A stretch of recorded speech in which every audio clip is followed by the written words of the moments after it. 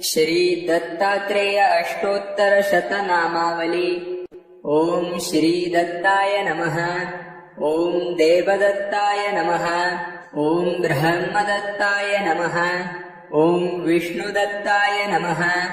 ओम शिवदत्ताय नमः।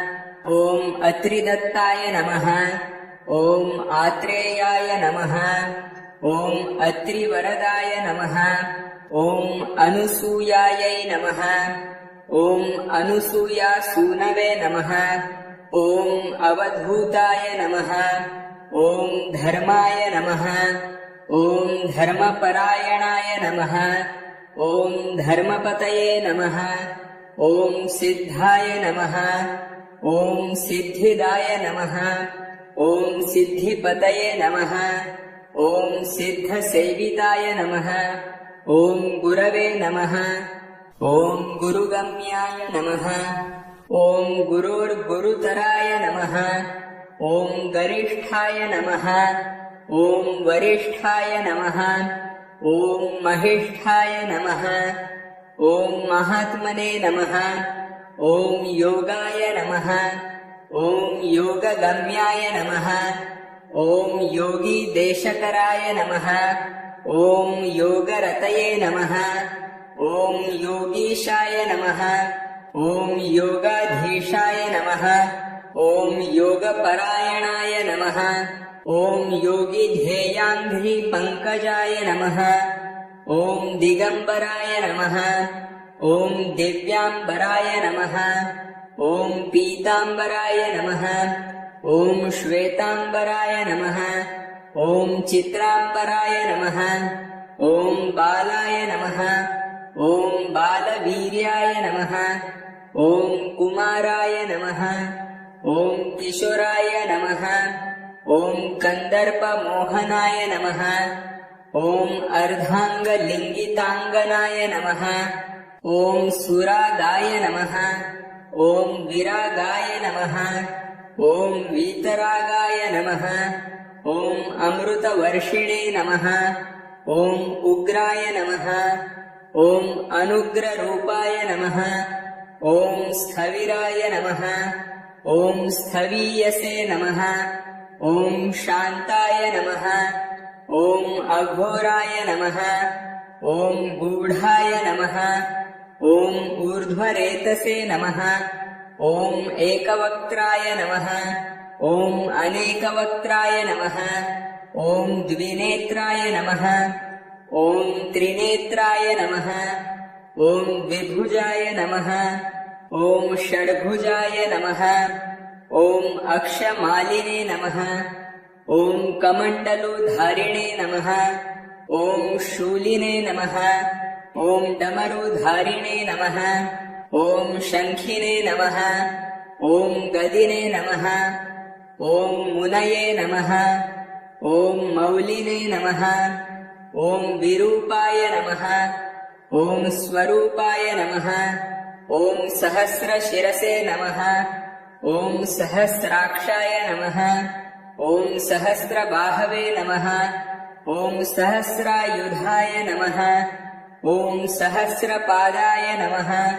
ओम सहस्रपद्मार्चिताय नमः। ओम पद्महस्ताय नमः।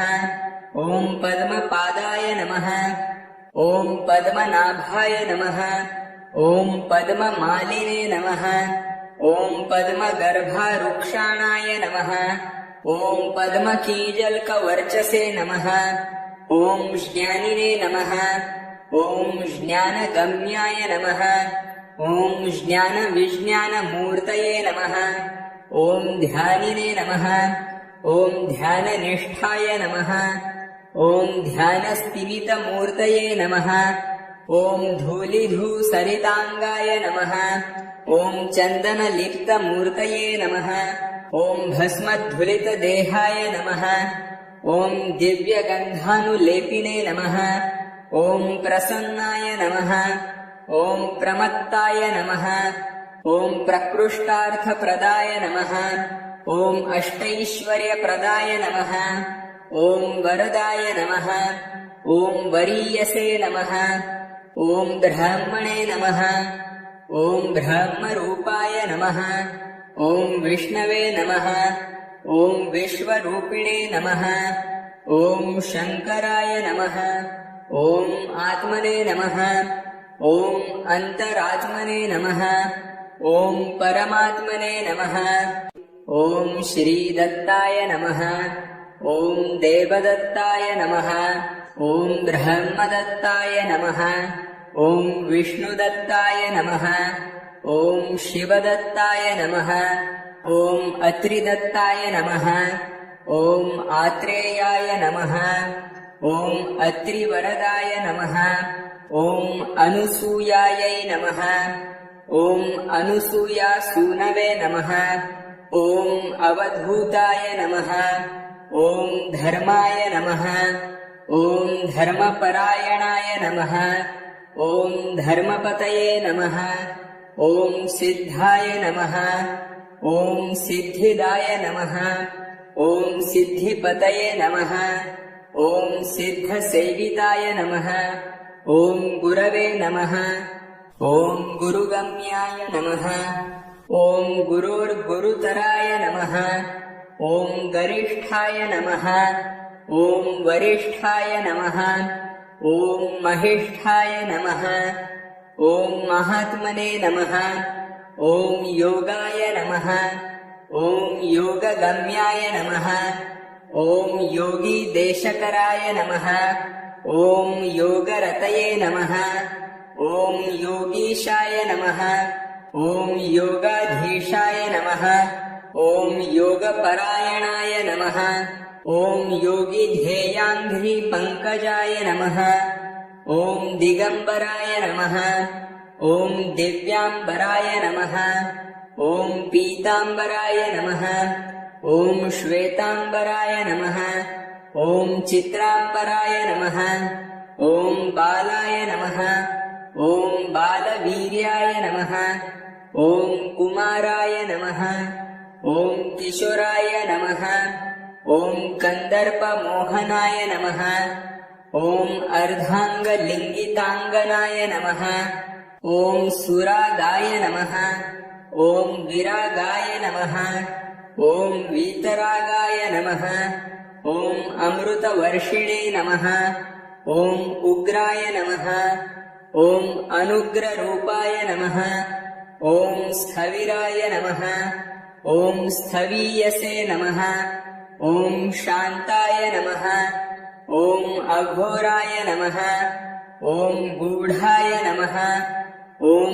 ऊर्ध्वरेतसे नमः ॐ एकवक्त्राय नमः ॐ अनेकवक्त्राय नमः ॐ द्विनेत्राय नमः ॐ त्रिनेत्राय नमः ॐ द्विभुजाय नमः ॐ षड्भुजाय नमः ॐ अक्षमालिने नमः ॐ कमण्डलुधारिणे नमः ॐ शूलिने नमः ॐ डमरुधारिणे नमः ॐ शङ्खिने नमः ॐ गदिने नमः ॐ मुनये नमः ॐ मौलिने नमः ॐ विरूपाय नमः ॐ स्वरूपाय नमः ॐ सहस्रशिरसे नमः ॐ सहस्राक्षाय नमः ॐ सहस्रबाहवे नमः ॐ सहस्रायुधाय नमः ॐ सहस्रपादाय नमः ॐ सहस्रपद्मार्चिताय नमः ॐ पद्महस्ताय नमः ॐ पद्मपादाय नमः ॐ पद्मनाभाय नमः ॐ पद्ममालिने नमः ॐ पद्मगर्भारुक्षाणाय नमः ॐ पद्मकीजल्कवर्चसे नमः ॐ ज्ञानिने नमः ॐ ज्ञानगम्याय नमः ॐ ज्ञानविज्ञानमूर्तये नमः ॐ ध्यानिने नमः ॐ ध्याननिष्ठाय नमः ॐ ध्यानस्तिमितमूर्तये नमः ॐ धूलिधूसरिताङ्गाय नमः ॐ चन्दनलिप्तमूर्तये नमः ॐ भस्मधुलितदेहाय नमः ॐ दिव्यगन्धानुलेपिने नमः ॐ प्रसन्नाय नमः ॐ प्रमत्ताय नमः ॐ प्रकृष्टार्थप्रदाय नमः। ॐ अष्टैश्वर्यप्रदाय नमः। ॐ वरदाय नमः। ॐ वरीयसे नमः। ॐ ब्रह्मणे नमः। ॐ ब्रह्मरूपाय नमः। ॐ विष्णवे नमः। ॐ विश्वरूपिणे नमः। ॐ शङ्कराय नमः। ॐ आत्मने नमः। ॐ अन्तरात्मने नमः। ॐ परमात्मने नमः। ॐ श्रीदत्ताय नमः। ॐ देवदत्ताय नमः। ॐ ब्रह्मदत्ताय नमः। ॐ विष्णुदत्ताय नमः। ॐ शिवदत्ताय नमः। ॐ अत्रिदत्ताय नमः। ॐ आत्रेयाय नमः। ॐ अत्रिवरदाय नमः। ॐ अनुसूयायै नमः। ॐ अनुसूयासूनवे नमः। ॐ अवधूताय नमः। ॐ धर्माय नमः। ॐ धर्मपरायणाय नमः। ॐ धर्मपतये नमः। ॐ सिद्धाय नमः। ॐ सिद्धिदाय नमः।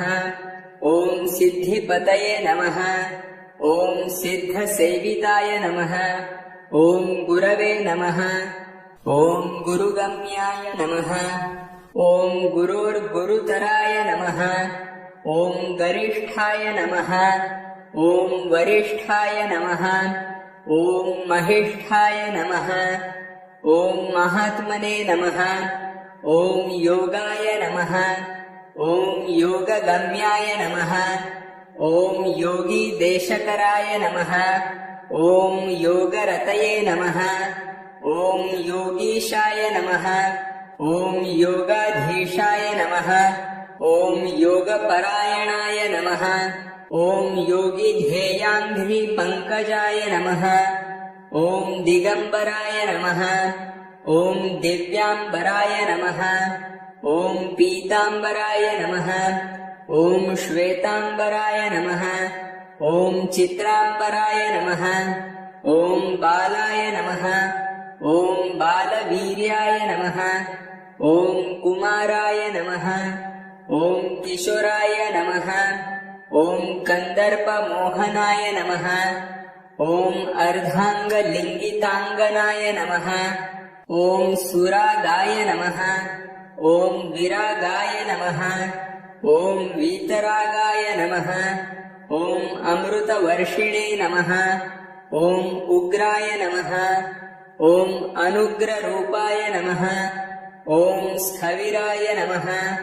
ॐ स्थवीयसे नमः। ॐ शान्ताय नमः। ॐ अघोराय नमः। ॐ गूढाय नमः। ॐ ऊर्ध्वरेतसे नमः। ॐ एकवक्त्राय नमः। ॐ अनेकवक्त्राय नमः। ॐ द्विनेत्राय नमः। ॐ त्रिनेत्राय नमः। ॐ द्विभुजाय नमः। ॐ षड्भुजाय नमः। ॐ अक्षमालिने नमः। ॐ कमण्डलुधारिणे नमः। ॐ शूलिने नमः। ॐ डमरुधारिणे नमः। ॐ शङ्खिने नमः। ॐ गदिने नमः। ॐ मुनये नमः। ॐ मौलिने नमः। ॐ विरूपाय नमः। ॐ स्वरूपाय नमः। ॐ सहस्रशिरसे नमः। ॐ सहस्राक्षाय नमः। ॐ सहस्रबाहवे नमः। ॐ सहस्रायुधाय नमः। ॐ सहस्रपादाय नमः। ॐ सहस्रपद्मार्चिताय नमः। ॐ पद्महस्ताय नमः। ॐ पद्मपादाय नमः। ॐ पद्मनाभाय नमः। ॐ पद्ममालिने नमः। ॐ पद्मगर्भारुक्षाणाय नमः। ॐ पद्मकीजल्कवर्चसे नमः। ॐ ज्ञानिने नमः। ॐ ज्ञानगम्याय नमः। ॐ ज्ञानविज्ञानमूर्तये नमः। ॐ ध्यानिने नमः। ॐ ध्याननिष्ठाय नमः। ॐ ध्यानस्तिमितमूर्तये नमः। ॐ धूलिधूसरिताङ्गाय नमः।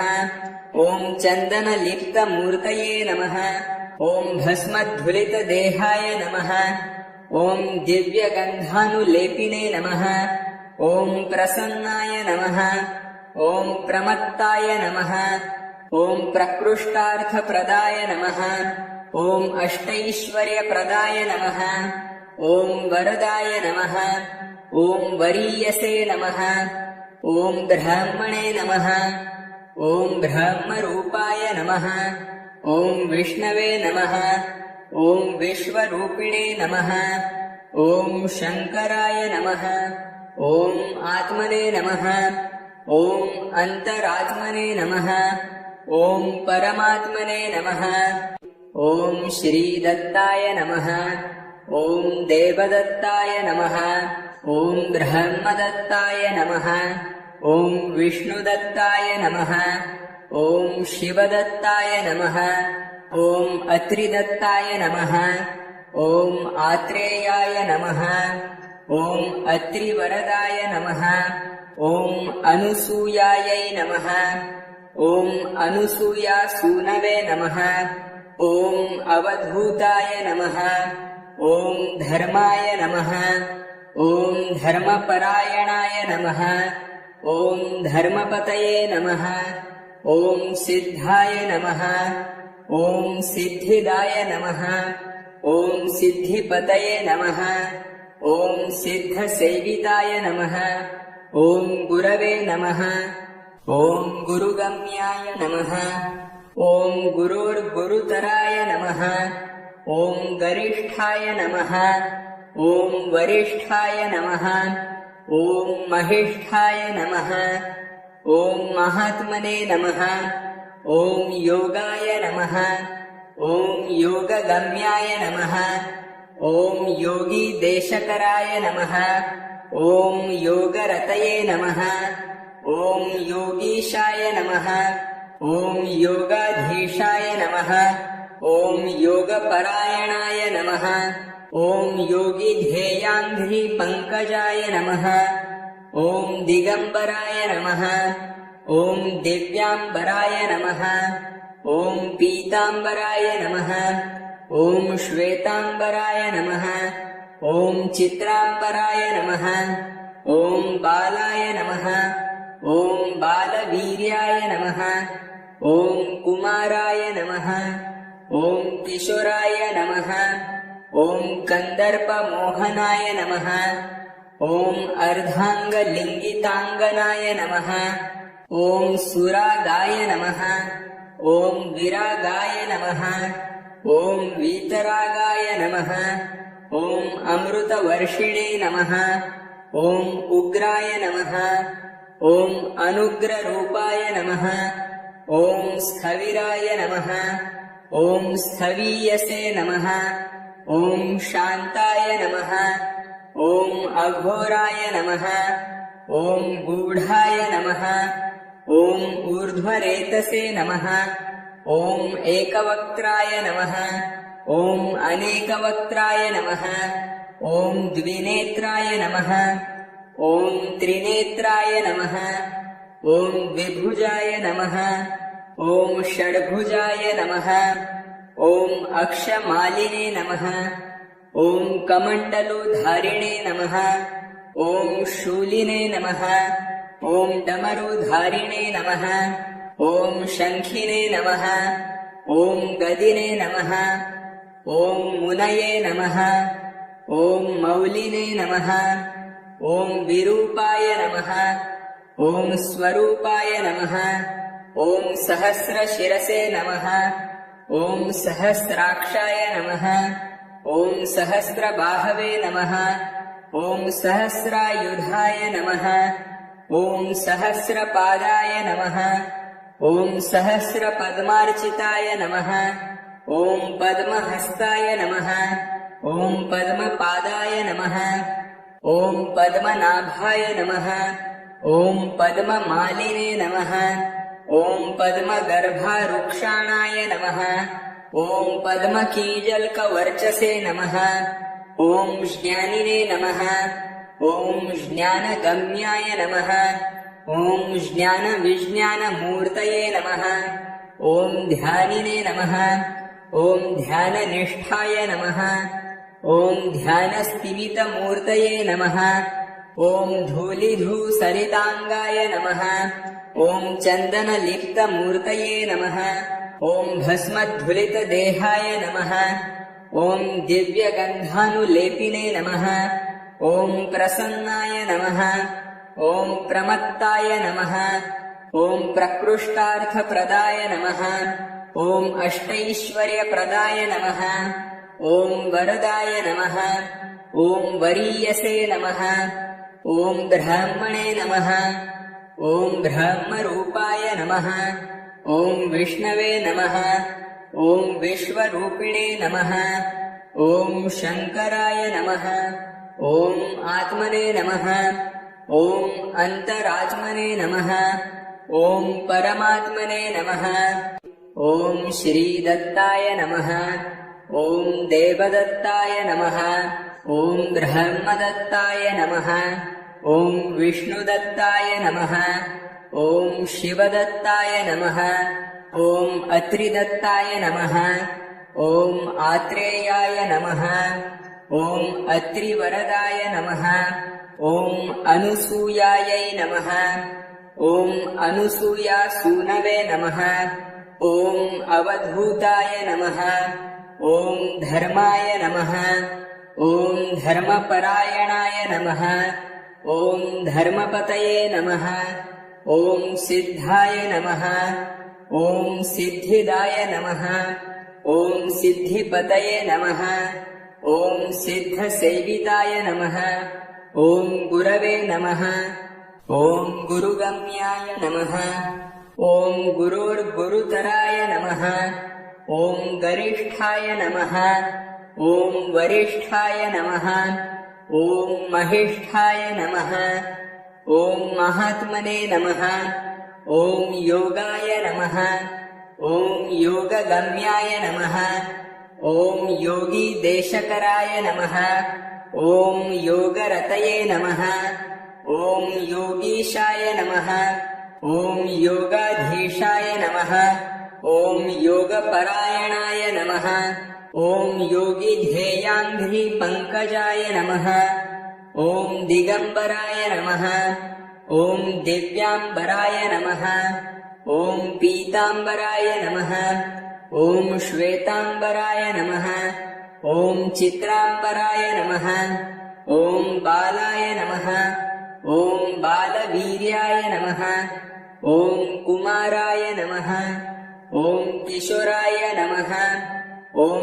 कन्दर्पमोहनाय नमः ॐ अर्धाङ्गलिङ्गिताङ्गनाय नमः ॐ सुरागाय नमः ॐ विरागाय नमः ॐ वीतरागाय नमः ॐ अमृतवर्षिणे नमः ॐ उग्राय नमः ॐ अनुग्ररूपाय नमः ॐ स्थविराय नमः ॐ स्थवीयसे नमः ॐ शान्ताय नमः ॐ अघोराय नमः ॐ गूढाय नमः ॐ ऊर्ध्वरेतसे नमः ॐ एकवक्त्राय नमः ॐ अनेकवक्त्राय नमः ॐ द्विनेत्राय नमः ॐ त्रिनेत्राय नमः ॐ द्विभुजाय नमः ॐ षड्भुजाय नमः ॐ अक्षमालिने नमः ॐ कमण्डलुधारिणे नमः ॐ शूलिने नमः ॐ डमरुधारिणे नमः ॐ शङ्खिने नमः ॐ गदिने नमः ॐ मुनये नमः ॐ मौलिने नमः ॐ विरूपाय नमः ॐ स्वरूपाय नमः ॐ सहस्रशिरसे नमः ॐ सहस्राक्षाय नमः ॐ सहस्रबाहवे नमः ॐ सहस्रायुधाय नमः ॐ सहस्रपादाय नमः ॐ सहस्रपद्मार्चिताय नमः ॐ पद्महस्ताय नमः ॐ पद्मपादाय नमः ॐ पद्मनाभाय नमः ॐ पद्ममालिने नमः ॐ पद्मगर्भारुक्षाणाय नमः ॐ पद्मकीजल्कवर्चसे नमः। ॐ ज्ञानिने नमः। ॐ ज्ञानगम्याय नमः। ॐ ज्ञानविज्ञानमूर्तये नमः। ॐ ध्यानिने नमः। ॐ ध्याननिष्ठाय नमः। ॐ ध्यानस्तिमितमूर्तये नमः। ॐ धूलिधूसरिताङ्गाय नमः। ॐ चन्दनलिप्तमूर्तये नमः। ॐ भस्मधुलितदेहाय नमः। ॐ दिव्यगन्धानुलेपिने नमः। ॐ प्रसन्नाय नमः। ॐ प्रमत्ताय नमः। ॐ प्रकृष्टार्थप्रदाय नमः। ॐ अष्टैश्वर्यप्रदाय नमः। ॐ वरदाय नमः। ॐ वरीयसे नमः। ॐ ब्राह्मणे नमः। ॐ ब्रह्मरूपाय नमः। ॐ विष्णवे नमः। ॐ विश्वरूपिणे नमः। ॐ शङ्कराय नमः। ॐ आत्मने नमः। ॐ अन्तरात्मने नमः। ॐ परमात्मने नमः।